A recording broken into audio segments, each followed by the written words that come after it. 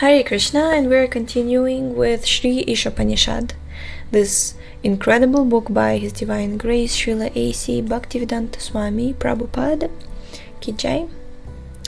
Page number 14. The Supreme Being, the Absolute Personality of Godhead, being the complete person, has the complete and perfect intelligence to adjust everything by his different potencies. The Supreme Being is often compared with fire, and everything organic and inorganic is compared with the heat and light of the fire. The fire distributes energy in the form of heat and light, and likewise the Lord displays his energy in different ways. And he remains the ultimate controller, sustainer, and dictator over everything. He is full of all potencies, the knower of everything, the benefactor of everyone, and is full of all inconceivable opulences, power, wealth, fame, beauty, knowledge, and renunciation. Now, this is the description of the Supreme Lord. One should therefore be intelligent enough to know that, except for the Lord, no one is the proprietor of anything. One should accept only the things which are set aside by the Lord as his quota. The cow, for example, gives milk, but she does not drink the milk. Her milk is designated as food for the human being. The cow eats grass and straw but does not drink her own milk. Such is the arrangement of the Lord, and we should be satisfied with the things that have been very kindly set aside for us by Him. We should always consider to whom the things that we possess actually belong.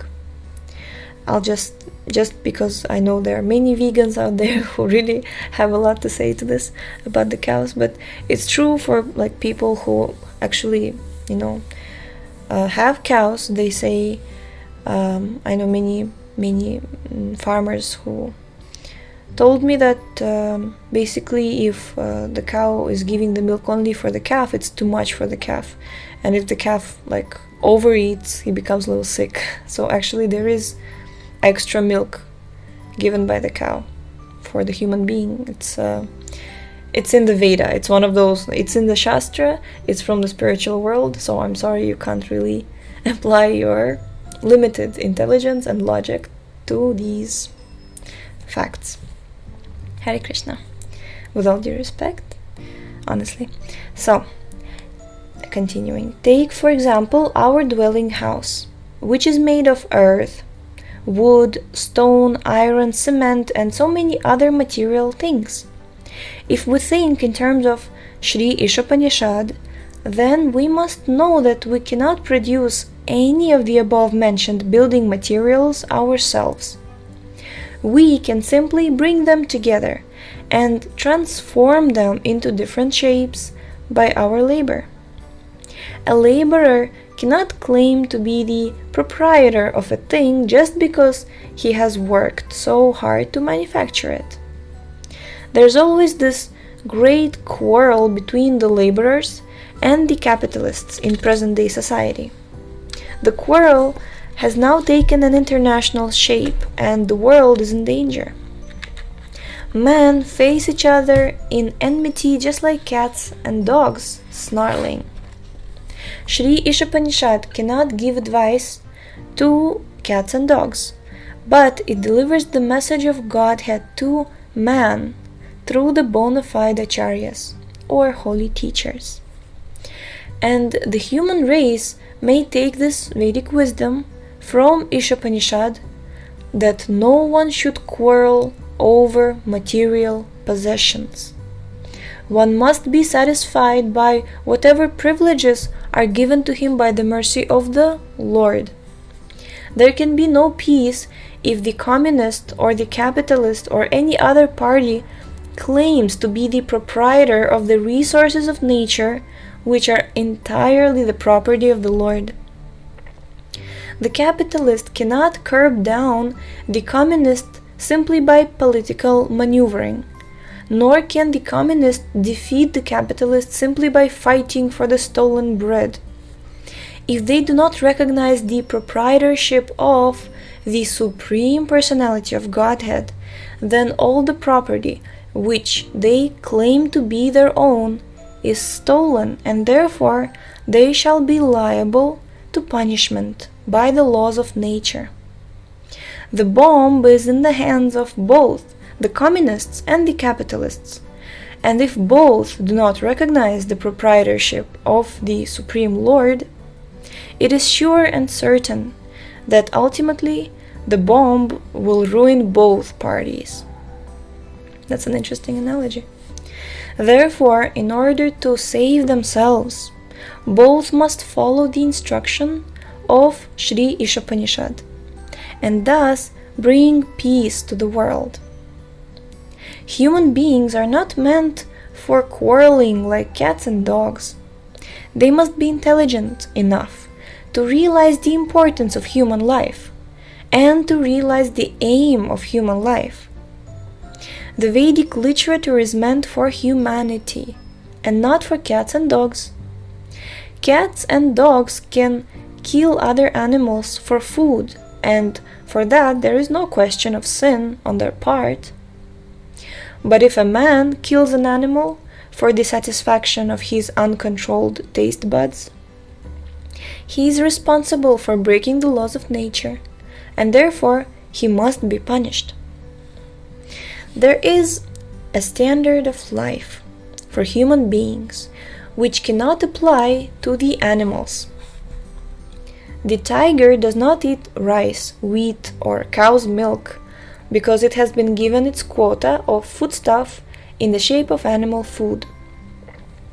There are many animals and birds who are either vegetarian or non-vegetarian, but none of them transgress the laws of nature, as they have been ordained by the will of the Lord.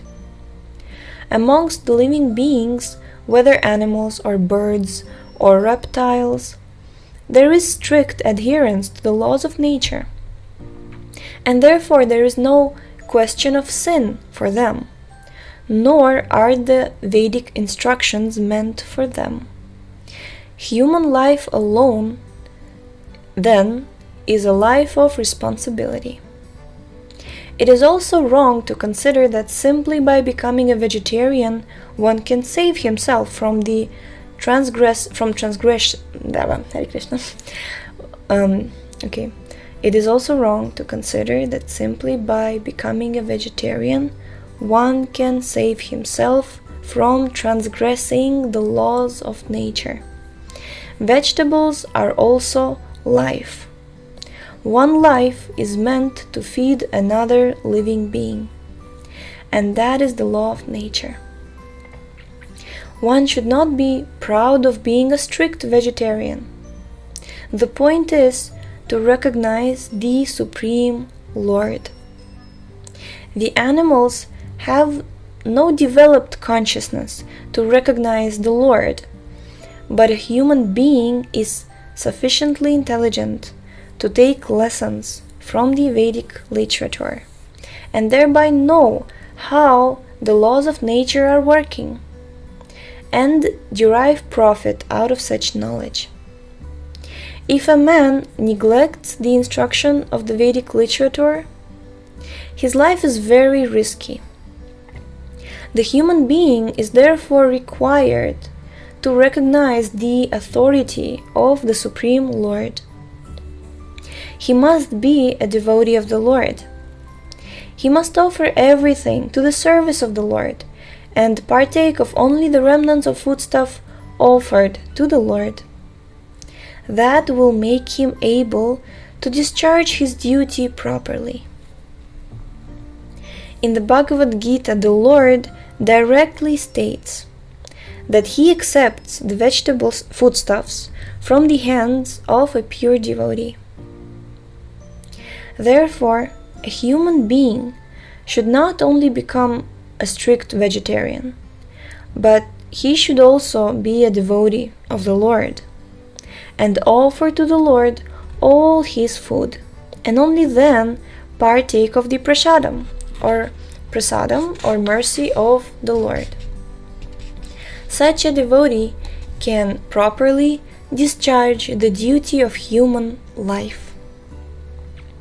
Those who do not do so are eating only sins, and thus will be subjected to the different types of distress, which are the result of the various sins.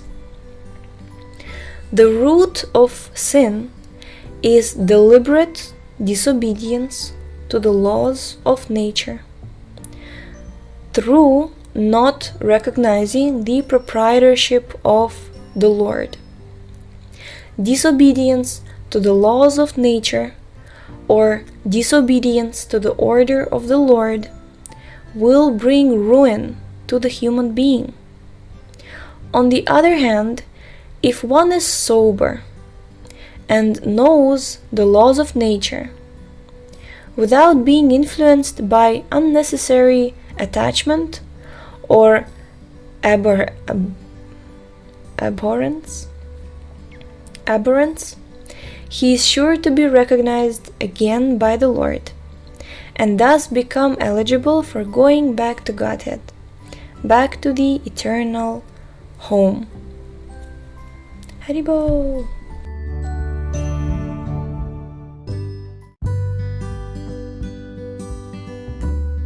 So this was Shravanam Diaries. Thank you so much for tuning in. We shall continue tomorrow, and the link to this book is in the description. So we'll see you. Hare Krishna.